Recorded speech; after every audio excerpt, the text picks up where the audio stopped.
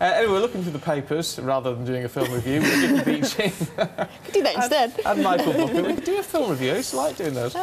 Let's kick off, Vicky, with what must have been an embarrassing meeting for Francois and Francis. Yes, so French President Francois Hollande travelled to Rome for a meeting with Pope Francis, and it's obviously given way to all manner of gags about, you know, a kind of impromptu confessional session, which some of the papers are saying could have taken hours, based on Hollande's, you know, tricky love life. Apparently, Francis was quite jovial. He was joking about the fact that they share a common first name. But on a more serious note, there have been some papers dealing with the kind of concept of sin and repentance and that kind of thing. A couple of the other, the Times front page actually has quite a kind of condescending picture of Francis looking at a slightly sheepish Francois. And I guess that nature of kind of religion being used as almost like kind of beating people over the head to make people feel bad. So for me as a theologian, it kind of raises questions of, you know, the concept of religious authority and guilt, and whether or not, you know, we need that sort of sense of coming to a person who represents God and feeling bad, or whether they should actually make us feel welcome. But you do get the sense with this Pope that he's not judgmental. Exactly. And you can't imagine him sort of wagging his finger. No, and I think that sort of smiling picture just seems a lot more reflective of him than the one on the Times. I think that's more the real Francis. And I bet they had a great chat. I think it's great they were joking about sharing a name, and I would imagine actually it wasn't awkward, because I can't imagine Pope Francis really making anybody feel awkward.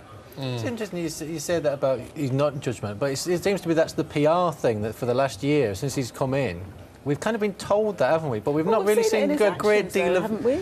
The things that he's done. The nice picture opportunities with people who, you know, with disfigured people, kissing them, things like that. You can, I don't know. There seems to be a very big PR thing about making him a great guy, and everyone will be like. I mean, I'm a Catholic, brought up a Catholic, but you just get the impression that there's something not false about it, but it's something we're being forced into. See, he's a very good PR pope at the moment. The other one was rubbish. I think that we're seeing a genuine Francis. I really do. Well, I don't think it's contrived. I mean, I get the sense that it is quite genuine, and things like, you know. Well, no, I hope it is. And, you know, he seems to have done very well. But I just think, in terms of how we're seeing him in the press, it's interesting to see that we're seeing always the nice side of everything. Unless that's the real Francis. I agree with you, Julian. I think maybe I've just been cynical. Well, no, I'm cynical hack. I'm on team Francis He's been ringing people, hasn't he? He's sort of called people out the blue. Yeah, the nuns, he saying Happy New Year. But the last one might have done that, but we weren't told about it. It's interesting. It's just the way that things. I think for the Vatican, he's actually considered a bit of a PR nightmare because he's the other guy. We were told so off the radar. Yeah, exactly. We were told the other guy walked around in fancy red shoes, and you know he gets the boss. Whereas this one, I love that about him. Yeah. He's got a better PR. And then he went out. Wasn't there a time when he was in a crowd and a woman offered him a drink, and he took the drink and had a sip from it? Right, and then he's blessed babies. Michael, Mike's not impressed. You're not going to get any holy water tomorrow. I'm a big fan, but you know, I'm just questioning. We're going to live in optimism, optimism, aren't we? That he. I'm not a Catholic, but I quite like the fact that the Catholic Church seems to be a bit more open to new idedas under Francis. Well, that's what they're trying to make it. Yeah. Anyway, look, you need to go to mass. You do need to go to mass. You need to go to confession, Michael. I should think. Drug-taking teachers, Michael, on the front of the Mail. Well, just in terms of like the last story, it's the way you tell them. I think this is the way you tell them as well. Just the way the Mail tell this. Drug-taking teachers let back into the class. Obviously, we're supposed to get very upset and angry about this. Teachers convicted of drug offences allowed back in. This is under guidance from the National College of Teaching. And they're saying that a criminal record for smoking cannabis, using amphetamines or shoplifting need not bar them from continuing their jobs, which I think is fair enough if you take it case by case, which is what they're saying. You take it's an individual case.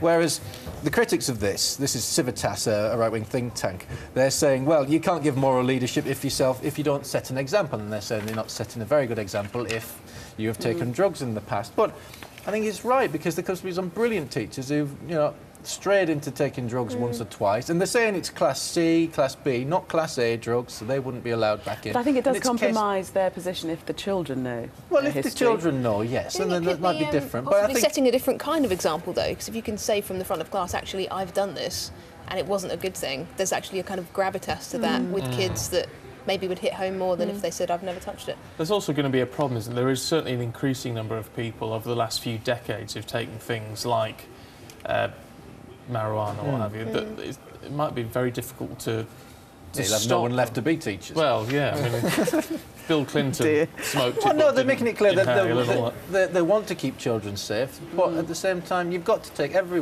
individual case on individual case. You can't just do a blanket ban. Yeah. Maybe we just all need to have a little meditate on this matter, Vicky. What do you think? Yeah, very interesting. So the World Economic Forum is happening in Davos at the moment, and Goldie Hawn has been speaking to them about the benefits of meditation. I've been following it with interest because there has actually been a real rise in the popularity of meditation.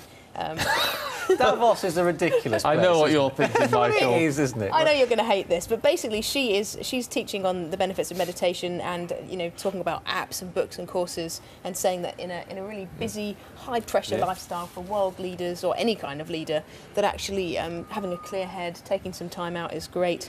And there's actually some stuff in the article about different apps that are available online. There's one called Headspace that they feature, and I've actually been using it myself and really enjoying it. So it's kind of like a crash course for anyone that wants to learn about meditation. It's available as an app, and it just gives you a little 10 minutes time out every day. I haven't got 10 minutes. But it's very cool, and I think in the digital world we're living in, we're more kind of frazzled than ever. Our attention's split 10 ways. You know, we're always doing 2 things at once, aren't we? Like there, for example. Very I don't think I need an app to tell me to breathe gently in and out. But it's amazing what it does. Well, 10 steps. It's amazing what it does, and there's a lot of religious roots to meditation, and many faiths sort of practice it, and it actually has some really powerful effects. I take no advice from a woman who starred in Bird on a Wire. You are so cynical this morning. I'm going to try a very brief meditation in the next couple of minutes, and then we'll be back to see if I'm with my Zen in just a couple of moments. So we're looking through the papers with Vicky and Michael. I want to have a jolly story, should we, in the mail? Come to the wrong place. No, you, Michael, I have. Don't look at him. And this lovely little girl. This is the most gorgeous. heartwarming thing I've seen all week, because there's So been so much bad news, hasn't there, about social media and trolling and abuse. This is a great story. 2-year-old Daisy Young has been reunited with her beloved bunny, that's its name. And she's loved it since she was 10 months old. She's basically been inseparable from this little toy. And she lost it in a car park in the January sales. And Twitter came to the rescue. So somebody found it. They saw it had her name on the little tag. They gave it to a company called Lostbox. And that's a company that actually specialises in helping people find things they've lost on social media. So they posted it. They said, we found this bunny. It's got the name Daisy Young on it. It said, social media, do what you do. It had 50,000 views. And she then was identified, and it got posted back to her. And apparently they included a little letter that said, Bunny's been on an adventure, but Bunny missed you so much that she's come home. And the little girl opened it, and then that was the picture they took. That's The thing is, having kids who've had soft toys like that in the past, and they've covered them in drool after sucking them for it, you could probably track it down by sense of smell alone anyway. Seriously. Just you to be cynical over a lovely story like this. It's nice. That picture just makes me like the so, smell of a so drooly bear. So social media is not all abuse and trolling. No. That can also happen. That's the best. It is the best picture in the world, isn't it? Oh, good on her. Lovely guys, it's been really good to see you. Thank you very much indeed.